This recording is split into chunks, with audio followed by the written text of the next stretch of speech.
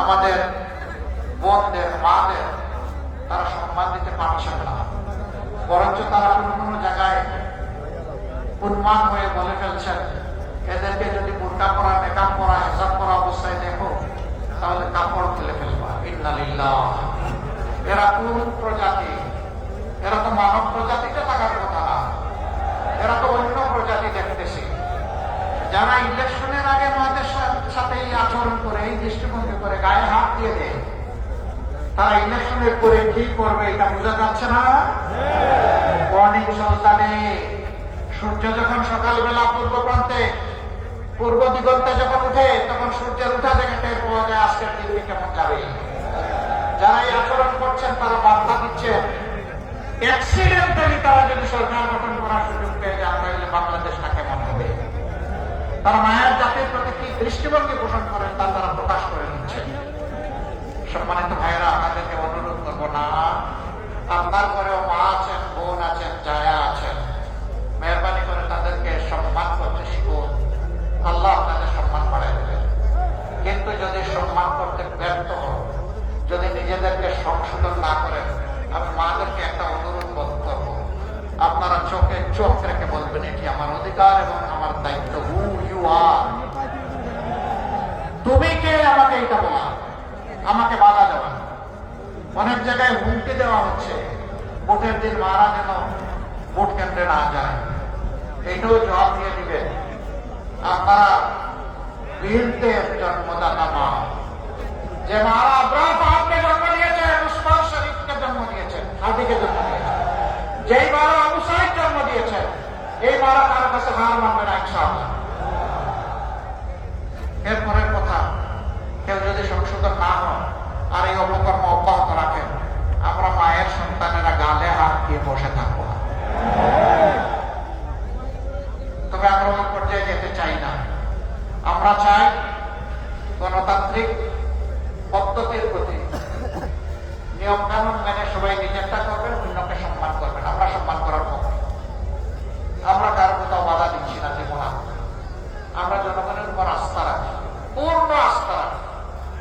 ভুক্তভোগী মজলুম জনগণ ইনশাআল্লাহ আগামী 12 তারিখ সঠিক সিদ্ধান্ত নেবে। একটি সিদ্ধান্ত পুরানা বন্দোবস্ত, পচা বন্দোবস্তকে পরিবর্তন করে একটি সাম্য, ইনসাফের, মানবিক বাংলাদেশ গড়া, দুর্নীতিমুক্ত বাংলাদেশ গড়ার অঙ্গীকার। এটি হচ্ছে সংস্কারের প্রস্তাব, গণভোট। সেই গণভোটে প্রথম ভোট ইনশাআল্লাহ তাআলা যে হাতে পড়বে ইনশাআল্লাহ।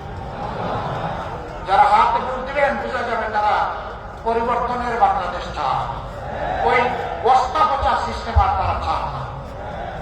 আর যারা নাতে ভোট দিবেন তারা প্রমাণ করবে যে আবার বাংলাদেশে তারা ফ্যাসিবাদ কায়েম করতে চান। 2 নম্বর ভোটটি, আমরা একা বাংলাদেশ জামাত ইসলামী নির্বাচনে আসিনি, আমরা একটা ঐক্যবদ্ধ বাংলাদেশ চাই। সকল ধর্ম, সকল মত, সকল বর্ণ, দেশে বিদ্যমান সকল মানুষকে নিয়ে আমরা ঐক্যবদ্ধভাবে আগাতে চাই। এই জন্য 11টা দল আমরা একত্রিত হয়েছি। এই 11 দলের মার্কা যাকে যেখানে তুলে দেওয়া হবে, আমরা সকলে ইনশাআল্লাহ তার জন্য কাজ করব। এখানে আমাদের নুরুজ্জামান বাহলুল, না মনিরুজ্জামান বাহলুল, আলহামদুলিল্লাহ, ওনাকে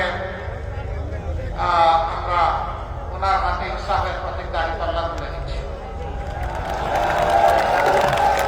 পুরুষের প্রতীক, পুরুষের প্রতীক, জোরে সোরে, একটু জোরে। 12 তারিখ সারাদিন সকাল সন্ধ্যা ইনশাআল্লাহ বিজয় হবে ইনশাআল্লাহ।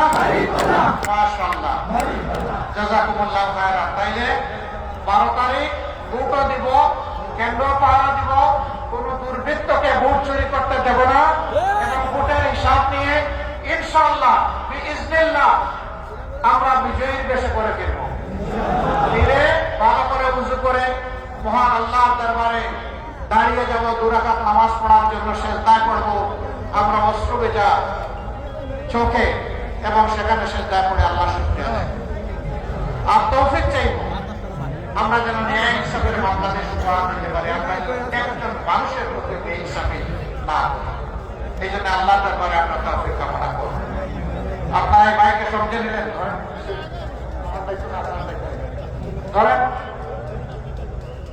এই ভাইয়ের সাথে আছেন আপনারা? তাইলে তার দিকে চোখ রাখবেন।